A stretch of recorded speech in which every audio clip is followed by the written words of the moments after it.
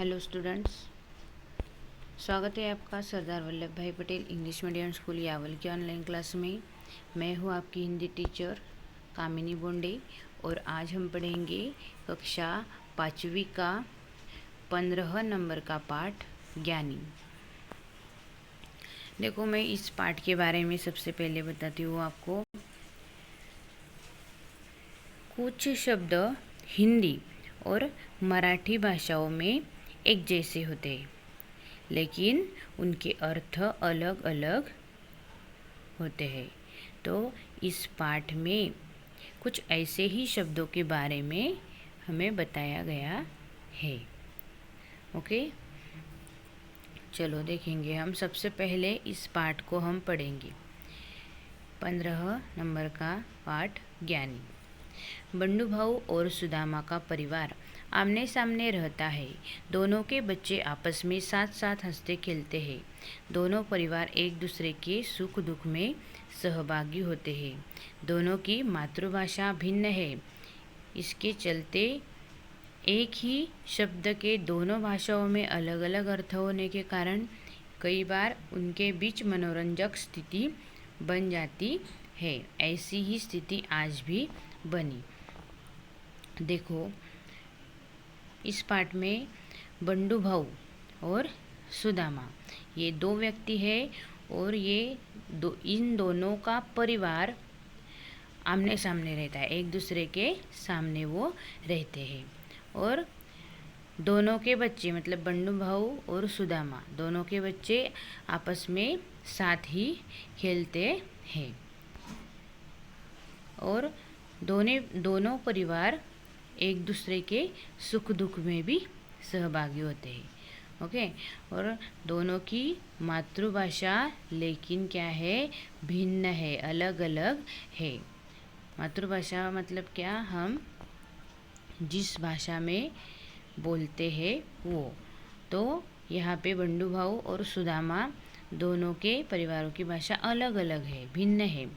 तो देखो, तो क्या हुआ, इसके चलते एक ही शब्द के दोनों भाषाओं में अलग अलग अर्थ होने के कारण कई बार क्या हो जाता था, दोनों परिवारों के बीच क्या हो जाता है, एक कॉमेडी बन जाती थी, मनोरंजक स्थिति बन जाती है।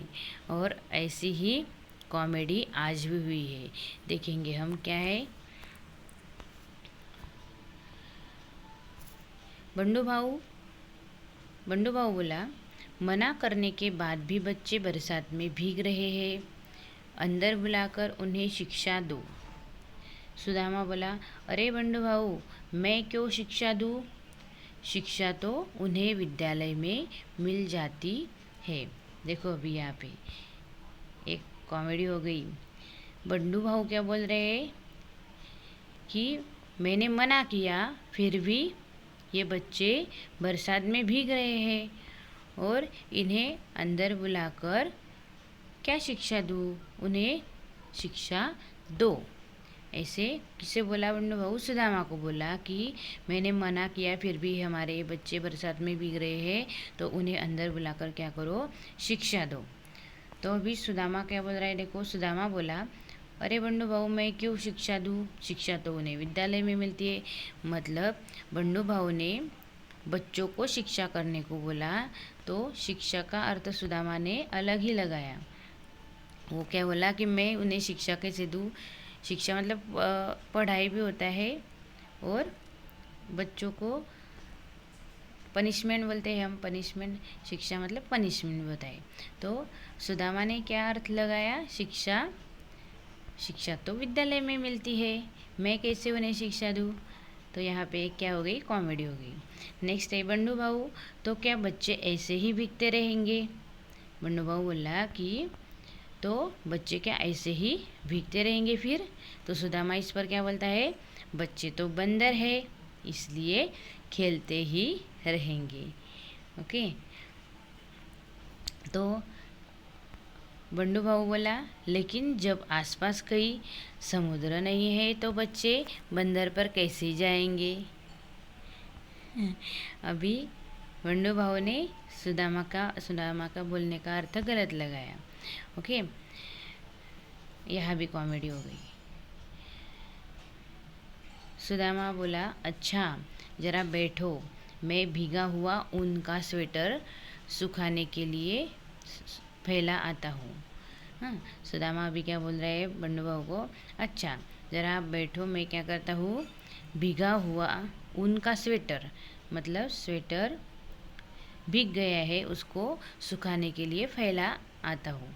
तो बंडू बहू क्या बोलता है, देखो इस पर, तुम उनके स्वेटर को ऊन में कैसे सुखा सकते हो। मतलब यहाँ पे भी कॉमेडी हो गई। मतलब सुदामा जो बोला वो उनको, बंडू बहू को समझ में ही नहीं आया और उन्होंने गलत अर्थ लगा लिया। ओके, तो वो क्या बोले बंडू बहू कि तुम उनके स्वेटर को ऊन में कैसे सुखा सकते हो। नेक्स्ट, सुदामा बोला, अच्छा यह सब छोड़ो, बेटी को खत भेजा कि नहीं। तो बंडू बहू बोला, अरे सुदामा, खत तो खेत में डालते हैं, बेटी को क्यों भेजे। देखो, सुदामा बोला कि बेटी को खत भेजा कि नहीं। अभी खत मतलब यहाँ पे लेटर था, और तो इसका अर्थ क्या लगाया बंडू बहू ने। बंडू बहू बोला, अरे सुदामा, खत तो खेत में डालते हैं, मतलब खेत में डालने वाला खत लगाया उसने अर्थ। और वो बोला कि बेटी को फिर वो खत में डालने वाला खत क्यों भेजूँ। तो यदि वे दोनों हिंदी और मराठी भाषाएं समझते तो शायद यह स्थिति नहीं बनती। इसलिए कहते हैं कि जो जितनी अधिक भाषाएं सीखता है उसका ज्ञान उतना ही बढ़ता है। मतलब बंडू भाऊ और सुदामा दोनों को एक दूसरे की भाषा समझ में नहीं आती थी। वो जो भाषा बोलते थे उस भाषा में ही अर्थ लगा देते थे। इसलिए यहाँ पे एक मनोरंजक स्थिति निर्माण हो जाती थी। ओके, तो इसलिए क्या करना है, हमें अधिक भाषाएं सीखना है, क्योंकि हमारा उतना ही ज्ञान बढ़ता है। आया समझ में? ऐसा ही हमारा लेसन था ज्ञान। Do you understand this lesson? Okay, thank you dear students.